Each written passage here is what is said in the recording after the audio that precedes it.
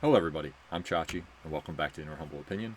Today, we're going to go over the divisional round games and some of the coaching changes that have happened in the NFL recently. Let's start with the Bills at the Broncos. Today, I'm going to be going solo. Tom's a little busy, had to travel. Broncos defeated the Bills 33-30. It was a wild game. A lot of turnovers in this game. Bills, especially on the Bills side. Josh Allen did not have a good game. But I want to emphasize he's still a great QB. I think sometimes you have a bad game, it's okay. The play before half, I don't get the coaching decision there either. Like, why was Josh? Why did we go for it? And then Josh, you have to do better with the ball there. I don't know why he was holding it like that. Just go down once you know nothing's there. But bad fumble leads to more points. Denver's up 20-10. Denver's offense played. Bo Nix played well, but still made mistakes. And I got to give Buffalo's defense this. They kept them in the game. They got stops when they needed to. Got tipped a lot of passes. Got a turnover. Got an interception. Bo Nix, I think, is a good quarterback, but he's young. He's got a lot to improve on. We'll get into the catch, not catch in a little bit, but let's go.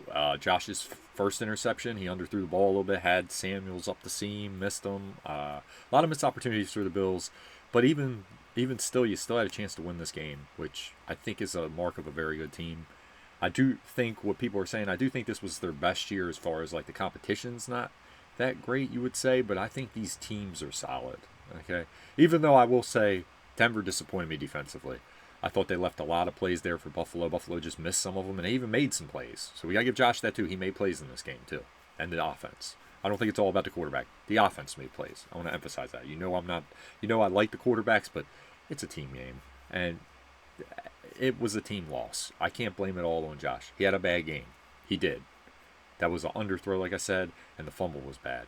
But the second interception, even though I think he underthrew the ball, we're going to get into that later on. Still, I mean, that's a 50-50 thing. It could have been just incomplete. Could have even called it incomplete. I would have called it incomplete. But anyway, the game was kind of back and forth, even with the turnovers. Denver kind of gave up the lead. Buffalo came back. Defense made a couple stops. They scored. Josh got some touchdowns. The offense was killing it. James Cook ran pretty well all day. He had a bad fumble, though, in the beginning of this game that really hurt him in the first half. But then he kind of like settled down and was having a really good game. In fact, I think they should have ran him a little more. But hey, hindsight's 2020, right? You never know what would have happened. Either way, tight neck and neck game. Denver gets a touchdown. Buffalo comes down, gets the field goal to tie it 10 to overtime, and send it to overtime. And then we get into OT. Buffalo gets the ball. Denver didn't score. Punts the ball. Buffalo gets the ball around their goal line. Really good punt. Josh goes back to pass. Now, see, no one's talking about this one. Well, they are, but not on TV. Clearly a hold that probably was in the end zone would have ended the game. I think it was. It definitely looked like it. It was clearly a hold either way. Should have wiped out that big play they made. Could have ended the game there. So this catch is foolish because I don't think they even get a first down and punt there, or they get a safety there. And we're talking about a different game because now you're punting from your end zone. Who knows what happens there? Either way, since we're doing hypotheticals, everybody likes to do that. Josh and them get the ball down the field. They throw a deep pass to Brandon Cooks, kind of underthrown, but still gets there. Brandon jumps up, grabs the ball. McMillan gets his hand in there. They roll on the ground. The ball's kind of moving around. He ends up with the ball, so it's ruled an interception. And the reason I think this is a fine call, the one I would have a problem with is the catch, because 2 years ago the Ravens had a game against the Steelers. Hayden Wilson was covering, I believe that's his name, the linebacker was covering Justice Hill at the seam. Lamar puts it there, a little behind him too, but he catches it, puts his hand in there. They roll around way longer than they did. He came up with the ball, and they said it was an interception. And I'm like, okay, I guess that's the rule. That was crazy. And it was, trust me, look it up. It's far more egregious. I could even look it up for you guys. I'm sure it's on the internet.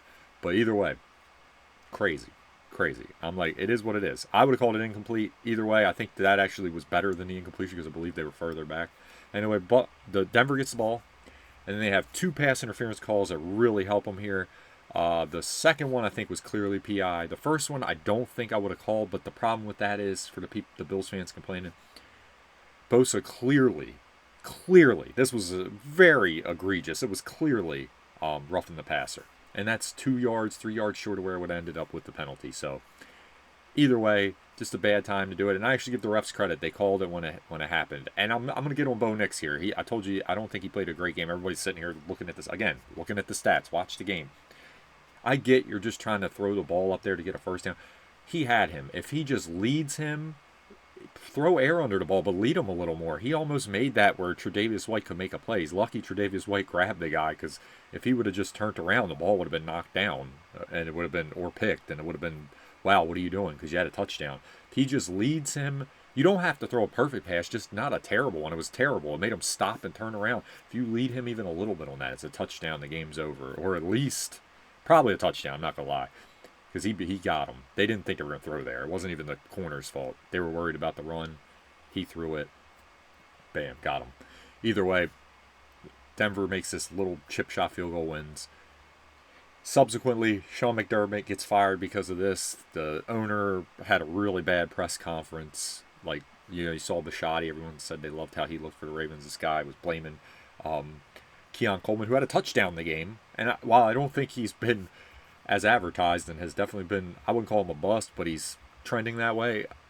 I think he's got a lot of football left. And he even had a touchdown in this game. And the week before made a play. It's not a, he has potential still. I don't know why he would say that about someone that's clearly in your roster. If he was leaving, it was like his rookie deal was up. Okay, cool. Very weird. I get the McDermott firing, though. You feel like you've gone as far as you can. And sometimes he makes really questionable decisions, I must say. So I get that. But let's make sure we get the right guy in there, okay? I think your team's still really good. You have your quarterback. He's a great player. He's going to help. Shakir, I think, is an underrated player.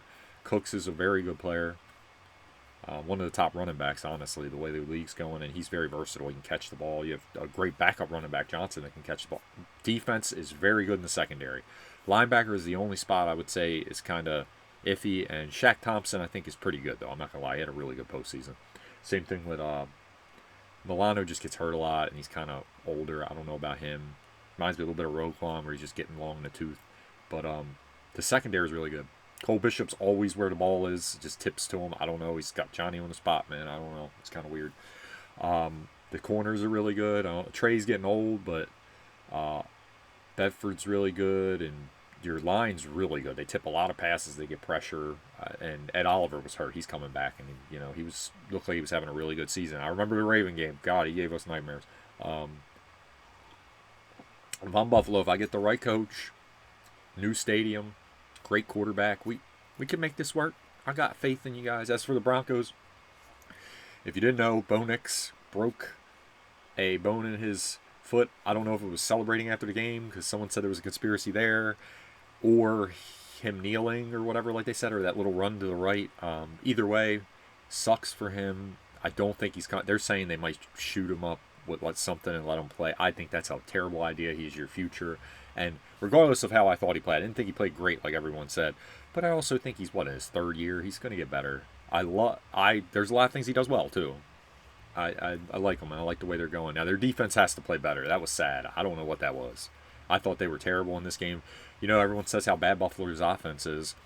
Like, devoid of weapons, they were carving them up in some instances. If it wasn't for the turnovers, I don't know how close this game would have been, because their defense kept letting them down when they need. Denver's defense needed to make a statement, like we stop them, get the ball back, and just pour it on. They couldn't do it. They just kept letting them back in the game. So Denver, it's going to be rough playing the Patriots because, not to spoil anything for you, of course the Texans lost. I said C.J. Stroud couldn't turn the ball over. We're going to get right into that game next.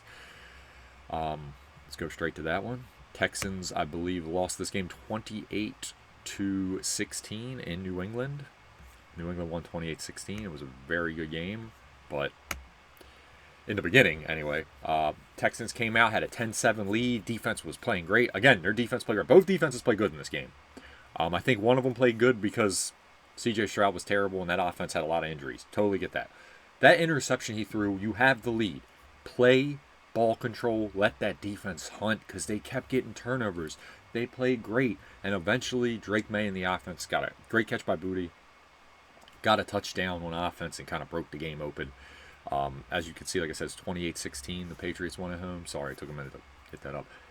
But yeah, it just was inevitable with the way he was playing. And I do think, and I love DeMeco Ryans, I still do. I get it. You don't want to break his confidence, but I definitely think in this game, because of the success he had this season, you had to give Davis Mills a chance at halftime. His turnovers literally contributed to you losing this game. 100%. played so bad in the first half, and it's not like this was a one-game thing, just this game. He was terrible in the first playoff game. He just got away with it because Pittsburgh really couldn't do anything. Like, literally, they just couldn't get anything going. And I think they could have even lost that game if just the running game wasn't very good. Like, the running game was so good for them in the Pittsburgh game, they could kind of let him do that and still score. They weren't running on New England. Credit to them. New England said, you ain't running on us. And I got to tell you, give New England this. It is literally Mike Vrabel team again. He is such a good coach because his teams just will not beat themselves. You have to beat them. And that's the issue I have with giving Denver a shot in this game or even thinking they're going to win. And I still think it'll be a good game if Denver's defense shows up. Because his team, you have to beat them. They're not going to lose a game. That's exactly what happened here. They said, hey, I want to see him beat us. He couldn't. Because I got to tell you, the biggest takeaway from this is I think the best unit in all of the NFL this year, and especially in these playoffs, was the Texans defense. The Houston Texans defense is a pleasure to watch. They're good on every level. 2 good corners, 2 solid safeties. Petrie's a really good safety. Bullock's a really solid safety. Really good linebackers. That line is amazing. 2 good ends, and they do both well. They tackle Hunter and Anderson. They play gap scheme well. They have 2 good D tackles. They're just a really good defense, and I'm so sorry they had. So sad for them. This was their chance, really. You didn't have as much friction. This was a very winnable game if your quarterback doesn't turn the ball over. And D'Amico, I'm disappointed because he should have at least tried Davis Mills. Maybe they lose the game. I even think they still lose the game, but you had to give it a shot. Forget the confidence thing. He's going to be your starter next year. We know that. You have to give your team a chance. Okay, you got to give him a shot. And I knew as soon as the second half started, he had another turn. I was like, this game's over. There's no way they're winning this game. He don't know how to keep the ball. That's all he has to do. I didn't want to spend that much time on this game because I think the Patriots do what they always do in Mike Vrabel. Again, I love the way he coaches. You are not beating him. You are not going to win a game against him unless you beat him. He's not going to let you beat him. And that's what he did. Took care. Now, they had some turnovers just because Texans' defense is really good. Can't hate them. But he knew. We just cannot give them points. And he was like, don't throw anything, no ridiculous passes. Incomplete's fine. Did their thing, won the game. That's what they did. They kicked field goals. They were smart. They were like, let them make the mistake, and they did. And I know it's 28 points, but I'm telling you, if you watch this game, that Texans defense, pleasure to watch. Patriots defense, very good. Made a lot of plays, did what they had to do. But honestly, there was a lot of drop passes, and C.J. Stroud, some of his picks were terrible. Okay, so I think the Patriots, funnily enough, we're having Patriots at the Broncos to go to the Super Bowl. So if you thought it wasn't going to be that long before you've seen them again, well, they're back, guys. So for all my AFC brethren, my fans for the AFC teams, they're back. So, and they have 2 young quarterbacks who are just going to get better. And I'm like with Bo Nix, I don't think Drake May has played great in the playoffs. I think he's made big strides in the second season. Also, let me give credit to the guy Buffalo wanted to get rid of, and Houston to a point. But I think that was a mutual thing. I think that was just a contract thing for Stephon Diggs. You could say what you want about him, but in big spots, he makes big catches. The guy has really good hands. Made a great catch in this game. Was clutch for him again. All year he's been that way. Makes the big catches in big spots. Let's give him credit, man. He's a guy you need. You want him in your foxhole, man. Okay, so, hey, whatever you say, I bet Buffalo misses him now because he would make them big catches. Either way, congratulations to the Patriots. On to Denver, and I think you have a really good shot at winning that game. Denver, let's hope Stidham gets it. Houston, C.J. Stroud, you got to get it together, man. I believe it's his 5th year. I think they'll pick up the option and see how he plays because that's what I would do. I would not hesitate to put Davis Mills in if he starts off shaky like he did in these playoffs because we have this defense. We cannot waste it. Not only that, I don't know their cap situation. I'm going to have to look into that. We'll do an off-season video about it. They might be looking a whole lot different. If they can bring back that defense, though, they have a real good shot at competing at a high level next year because that defense is that good. Now, you never know what's going to happen with injuries. So, see, this is why I never like hey, our window's just open. This isn't even our year. You don't know that. So you have to take advantage of situations like this. You don't know how the Ravens are going to come back. You don't know how the Bills are going to come back. Maybe the Bills get really good, and now it's like, hey, what are we going to do? And the biggest one, what if the Chiefs figure this out? What are we going to do? They still got Andy and Pat, okay? And if Kelsey leaves, that cap room's a lot. And he's not playing that well. So now you got all this money to spend on receivers. What if they draft a guy? Just saying. It's a lot. You should have, and Jaguars are only going to get better. Travis Hunter's coming back. It's a lot. It's a lot of variables. We'll see what happens. Anyway, let's go to the least competitive game out of all of these. The 49ers played the Seahawks in Seattle. I know I'm doing them kind of out of order, but the last one was crazy, so I want to get in it. The Bears game I want to leave for last, the Bears and Rams. So we got the 49ers at the Seahawks. This was a beatdown. It was 41-6. And honestly, San Francisco, a lot of injuries. I can't even get on them. They lost Kittle to a Achilles tear. Still playing golf though. What a legend. Not a big golf fan myself, but still gotta give him credit. He's out there with the cast. The Seahawks look really good. Defense is flying around, young, talented. Shaheed, me and Tom both said it was a great deal made by them. Clearly paying dividends. The run back and everything. Guy just makes plays. The only thing with them that I've said all year, I caution because of Sam Darnold. He scares me. He has these games, particularly against the Rams, who they're playing. That's why I think this is going to be a really good game. It's a divisional game, and he has struggled against them this year.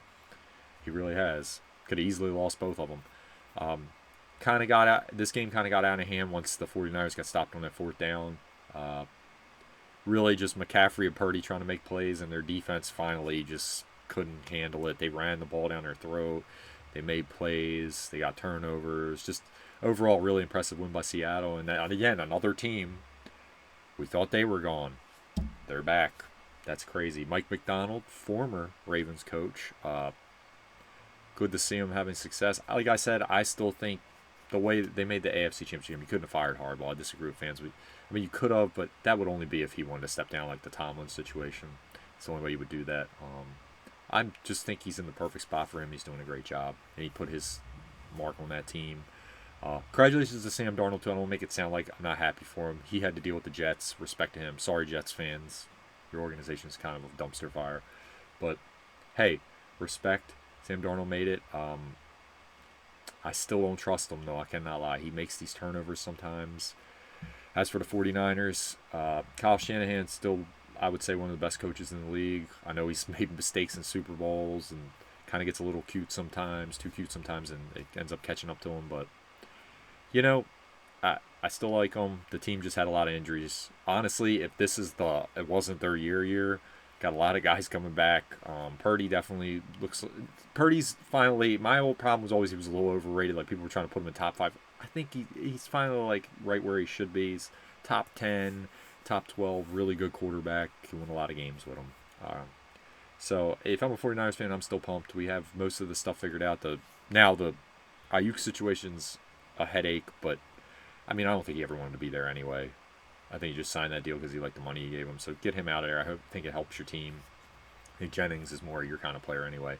But we'll see. If I'm them, I'm still optimistic. I think we're going to be fine for next season. As for the Seahawks, I think ball's in your court. I still give you a slight advantage in this game. But, the Rams have a lot of dogs that have been there. Them dudes have won games, so they're going to be tough to beat. I just don't. Now, their defense kind of scares me. I'm not going to lie. Which we're going to get into that game now. The wildest one of the weekend. This was a crazy one, man. This was very wild. Rams defeated the Bears in Chicago 20-17, as you can see on your screen. Wild back and forth game. The Bears gave away a couple opportunities early in this game, and I would have kicked the field goal. Rome Aduze should have caught the first. Oh, it was a good throw. It was a little behind him, but honestly, I think he was just taking him away from the hit. I think it was a good throw by Caleb. He dropped it right through his hands, like went through his arm, his armpit. And then the game was kind of just back and forth, tit for tat. Defenses really kind of had their way. Really good game.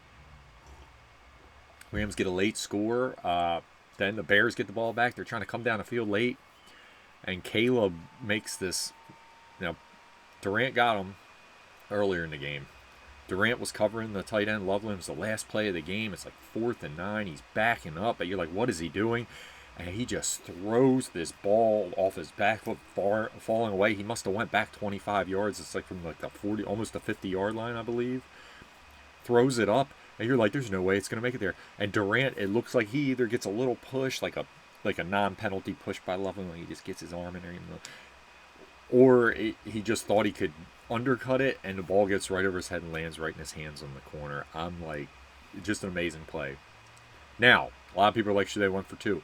I do question it because your aggressiveness has been the reason you're behind in this game. If you kick that field goal early, I believe you win this game there, obviously. It's math.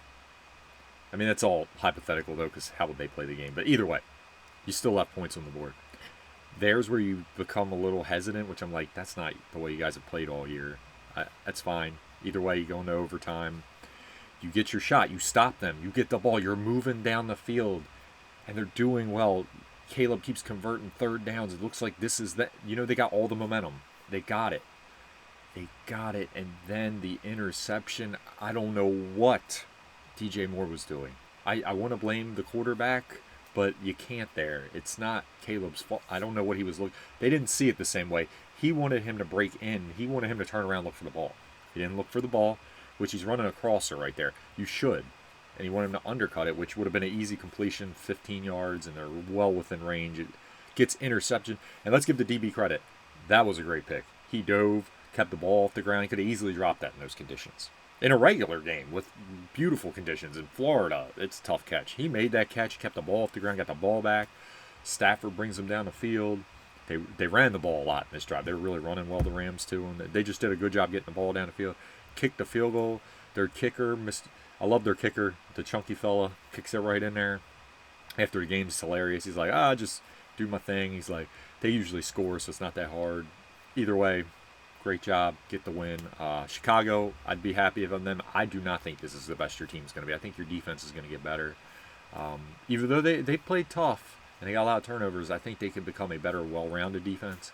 And offensively, I think Caleb is going to get better. I think he's still like kind of a loose cannon sometimes. Like those plays work now, but eventually they even out. I think he's going to become a better quarterback. And he made big strides this season. So if you're a Chicago fan, you just got to love it. And never make that an indoor stadium, please. It's a beautiful field. I love Chicago Stadium. It's just that weather's beautiful. But anyway, Rams got a good shot in this game because they have played Seattle tough. I think it's going to be a really good game. Like I said, I give Seattle a slight edge because they're playing so well. But the Rams are they're gritty. They got a lot of veteran leadership. And Stafford's a gamer, man. Same thing with Devontae. They got a lot of guys, man. And they got an underrated running game. Their defense scares me because they play well in stretches, but sometimes they're a little meh. So we'll see. You got to stop the run against Seattle. Now, we're done all the games. We're going to do a little thing here with the coaching, guys. A lot of coaching changes. So the Ravens hired Jesse Minter. This is my team. We're going to go over them first. I think it's a good hire. Not going to go great. I think all the B minuses, B pluses, whatever, go with all those. That's fair assessment. Overall, I don't think you can really grade a coach. You have to see how they do. That was always my thing with John Harbaugh. Like, I'm like, you tell me he's a culture guy, but I'm like, as a coach, what does he really do? I think he does a good job culturally, I do. But I just, as a coach, I don't know what he does. And we'll get into him signing with the Giants. But, yeah, I think Minter's a good hire. I'm more interested to see who he hires at OC. Because that's huge for the offense. We got to keep that rolling. If he wants to put his stamp on the defense, that's going to take a minute. He's got to get his guys in, scheme right, put everyone in the right position. Where is he putting Kyle Hamilton? Is he in the box or are he moving him back out there? Who's he signed? You got a lot of people leaving. You got to re-sign him. Is Matabuke coming back? Which I don't think so. A lot of stuff there. A lot of moving parts on the defensive end. You want to keep the offense. You want to keep Derek here. You want to keep the offense tough. You probably want to get the line a little better. That's pretty big there. You don't want to lose Linderbaum because you already got a problem with the interior lineman. You don't need all three of them to be suspect. But a lot of moving parts there. We'll see how it goes. Now we'll get into John Harbaugh for the Giants. I love this hire. They need a culture thing. They need a culture change. I think he gives you confidence too. I think he needs to hire good OCs and DCs because that's what he does. He relies on them. He doesn't really call any plays. He just kind of keeps the mojo going on the team. I do think they have the talent there. Jackson Dart, I do think is being overrated a bit. Guy gets hurt a lot, and he had some up and down moments in this season. I don't think he reads the defenses too well, but he's also a young quarterback. I see the potential though. Cam Scatterboo, love the way he runs. Him and Tracy, that's a good 1-2 combo. Defensively, they have a lot of pieces. The secondary is just a little weak, but the rest of that team's got a lot of pieces. Burns, Carter, that line is really good. Dexter Lawrence, they got a lot of pieces. I could see them being very good very fast. That is a tough division now. I think the Eagles are going to come back roaring, even though they have a lot of uncertainty right now with their offensive coordinator. But, yeah, so I like the move there. I do. But I would caution everyone. My only issue with what's been going around is this thing where act like John Harbaugh's like Vince Lombardi or one of these Tom Landry, one of these all-time great coaches. I think he's a great coach, but I don't think he's on the Belichick kind of that level. He doesn't really do anything. He's kind of keeps the team in order, but lets his coordinators do his thing. This isn't Andy Reid or Kyle Shanahan. I think he's a really good coach. I'll even give you great. But do I think he's like all-time great? No, I don't. And I'll be honest with you. He has to show me a little more. Even the Super Bowl he won was the team, they even said on record that it's kind of a mutiny there. And they were kind of like, look, you got to let us play the way we want to play. And Ray also helped them with being like, hey, I'm leaving, kind of get boosting up everybody. So, and that was a hell of a run by Flacco. We got to give him his due. Okay. But either way, going to be wild to see how that works out. I think he's going to be a great hire for them and help them a lot. I think you guys finally got stability. Now, this is also important. New York, don't fire him after one bad year because you guys have a habit of doing that with coaches. Let the man coach. Give him his 10 years. You'll have a lot of success. Okay? All love, John. Go get it. And also, he was very, very nice, both sides on the exit. And I appreciate that from Bisciotti and the organization and John Harbaugh. That's how you handle it as adults. You're both. Like I said, I don't think he's a bad coach. I just think it was time. Years go by, it's time. Both people needed to change. I think he's going to enjoy it a lot better. Younger team, less stress. Now we'll get into the because we're staying on the Ravens and Steelers now. They hired yesterday Mike McCarthy. I don't understand this either, Steelers fans. I'm with you. It's you hired an old guy, and you hired the same kind of coach. I still think Tomlin's a much better coach. Don't get me wrong. And Mike Tomlin left voluntarily. He was done. He wanted a break, pretty much. McCarthy's older than Tomlin, which is really weird. I don't understand that. And then why he would do that. And then why didn't you just keep Tomlin? And he's kind of like the guy to it's just an offensive coach that he kind of just look at Dallas. He just kind of keeps it together. Like even the one that he won, he had Aaron Rodgers, man. I mean, that offense was rolling. The team was rolling, and it kind of ended unceremoniously there. And in Dallas, it wasn't very good either. I mean, it just was kind of an up and down team. You never felt like they could win. I don't get it. Hopefully, I'm wrong. I want the rivalry to stay there, and I think it always will because those two teams just hate each other. I think even if both of them are bad, Also, shout out to the Ravens. Apparently, they're getting some kind of new uniforms. Maybe it's the whole thing. I don't know. I'd be interested to see, but yeah, we'll see. Steelers fans. I always, like I said, I respect you guys because you gave us like the culture and how we had to play. It made us a defensive team, which we've fallen off. Both teams kind of have. I mean, Pittsburgh, I feel like still keeps a little bit to it. I think their team, like at least on paper, looks really stacked defensively. Our team, they're a mess. The Ravens. But either way, we'll see how that works out. Not the biggest fan of that move. And then another one I wasn't the biggest fan of, the Falcons with Stefanski. I'm just tired of why does he get another job? The guy wasn't really a winner. It doesn't seem like the people down there want him there. Okay, the culture isn't loving him, and I get it. That's Dion's team back in the day, man. And the way you were with Shadur, kind of flippy floppy. I just overall, I think if you're making it about that, that's not what it's mainly about. The guy had a losing record and got another job in 2 seconds. You fired a guy that was, Raheem Morris is pretty decent. I don't get like compared to him. I'd rather have him. I mean. And he kind of had him playing well at the end. I don't get it. I don't get it. He doesn't have a real good track record with young quarterbacks. I don't know. We'll see. I don't think he's that kind of candidate. I think you should have waited, try to get Shula. Maybe McDaniel, too. Even McDaniel. I'm like, at least he runs a fun offense and stuff. And I feel like that team has a lot of weapons. I mean, Stefanski's not getting a break here. This team is ready to win. So, good luck to him. I hope I'm wrong again. But, hey, we'll see. And shout out to Mike McDaniel. He said, I'm not playing in cold weather. I think I would love to get him as the OC, but it seems like he's like Baltimore right now. We're having a winter snowstorm. I mean, it's hitting everywhere, but I'm just saying. Either way, it's wild. I'm like, who knows what's going to happen, right? Anyway, guys, that's all I got for this week. See you for Championship Sunday today. It's going to be some good games.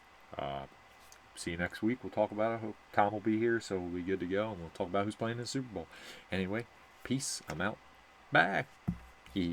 Also, new coaching news coming. Bye.